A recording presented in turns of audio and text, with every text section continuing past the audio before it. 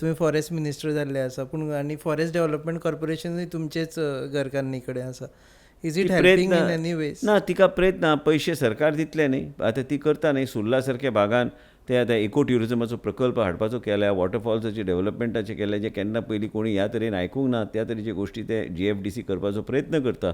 आनी म्हाका खात्री आहा की GFDC इको ट्युरिजम आनी हिंटलँड ट्युरिजम न्हू, जे रानां भितर जे गोश्टी जे डेव्हलप करपाक जाय ते GFDCक आमी नोडल एजन्सी केले, because by it's a corporation by act.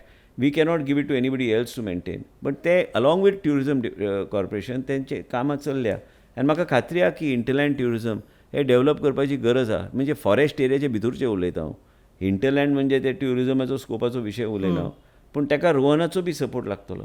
ताका GFDCक सपोर्ट करूंक जाल्यार रोहनचो प्रॉमिनंट रोल आसतलो.